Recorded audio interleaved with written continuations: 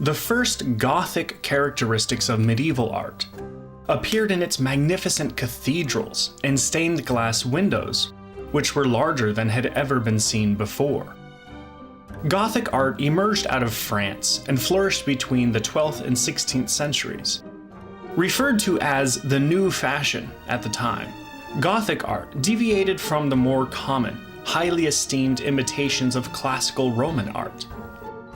Art historian Giorgio Vasari later denounced Gothic art as inferior to classical Roman style. Regardless of early criticism, the legacy of Gothic art continues to influence cathedral architecture and design. Predominantly used in architecture, the Gothic style drew inspiration from an earlier style called Romanesque. Romanesque cathedrals had the same spacious atmosphere as Gothic cathedrals, but differences in structural design gave them each a distinct look. Romanesque cathedrals were low and wide. Gothic were strikingly tall. Romanesque had separate areas. Gothic had one integrated space. Romanesque had limited light, but Gothic cathedrals were flooded with natural light. The three most identifying characteristics of Gothic architecture are the ribbed vault, the flying buttress, which is an external support that extends from the wall to the ground, and the pointed arch. Gothic cathedrals were breathtakingly tall and drew visitors' gaze up to the heavens with their impressive vaults. Gothic architects continually tried to outdo the cathedrals that had come before by designing taller and more impressive roofs. In 1284, the ambitiously tall Beauvais Cathedral, 48 meters tall at its highest point, actually collapsed. But instead of compromising on its height, it was reconstructed with the same dimensions, but this time supported with extra flying buttresses. Among the architectural marvels of the Gothic period is the French Cathedral of Saint Denis, which was commemorated to Saint Denis, the first bishop of Paris. The Cathedral of Saint Denis served as a burial place for almost every king who reigned between the 10th and 18th centuries. The chevet, or rounded headpiece of this church, is believed to be the first Gothic construction ever made. The removal of dividing walls and use of slim columns to support the vaults gave the interiors of this cathedral a spaciousness that had never been achieved in previous designs. But the innovative headpiece was not all this cathedral was famous for. In the 12th century, the abbot Suger brought in some unique architectural concepts to redesign portions of the abbey, and gave it its current, unmistakably Gothic look. Many cathedrals and abbeys that subsequently popped up in the north of France and England drew heavily from this design and style, especially after King Louis VII gave his stamp of approval to the Cathedral of Saint Denis. The art of the Gothic period took on a naturalistic style, and this characteristic remained dominant until the end of the 15th century. This was the time when stained glass windows were first introduced in churches and cathedrals.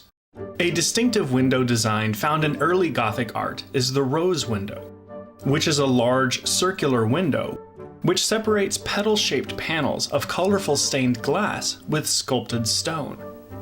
The frames or tracery around both stained glass and ordinary windows in Gothic cathedrals were sculpted with flowers and geometrical designs that became more and more complex and elegant.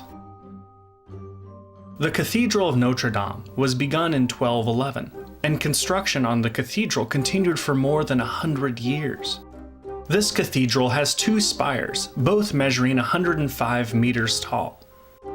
It has hundreds of sculpted figures standing on its ledges, and they even transformed the building's supports, the pillars, into saintly figures. The frescoes of Gothic churches give us a glimpse of what the painting of this era looked like. Some outstanding examples of Gothic art can be seen in the frescoes and paintings of the Lorenzetti brothers, Simone, Martini, and Giotto. However, illuminated manuscripts, or intricately illustrated books, are the most comprehensive record of paintings from this era, as many of the murals which had formerly decorated churches were replaced with stained glass windows and paintings. Almost all illuminated manuscripts were religious in nature, primarily Bibles and prayer books. Wealthy noblemen paid well for illustrated manuscripts, so many artists engaged in this sort of work. By the end of the 14th century, the discovery of cheaper printing methods made illuminated manuscripts more lightweight, compact, and accessible. The most famous illustrators of illuminated manuscripts were the Lambeau brothers, who are best known for painting Jean de France's Book of Hours. Whereas it used to be common practice for printmakers to copy both the text and the illustrations of illuminated manuscripts instead of creating new ones, the Lambeau brothers' Book of Hours featured original illustrations throughout the book. This book included not only religious illustrations, but historical imagery with subjects like the plague. The Book of Hours features several innovations of Gothic illuminated manuscripts, such as intricate borders, smaller decorative initials, and illustrations at the bottom of the pages filled with text. Gothic art was highly symbolic, and one of the most significant symbols of the time was Christ as a lamb. This metaphor was not a new concept, as the lamb was always seen as the symbol of the ultimate sacrifice, and early Christians equated Jesus to the Good Shepherd who would lead their souls to peace. The lamb is believed to represent the nature of Christ, a gentle and innocent heart who chose to forgive enemies rather than fight. It's not quite as easy to identify decorative Gothic art as it is to spot Gothic architecture with its pointed arches and multi-ribbed pillars. However, one characteristic throughout all Gothic art is the importance of calligraphy and predominance of line.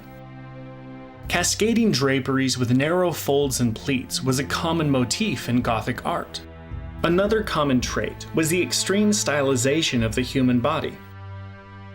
Many of the artworks during this time highlight this tendency, with their high-waisted maidens and slender oval faces.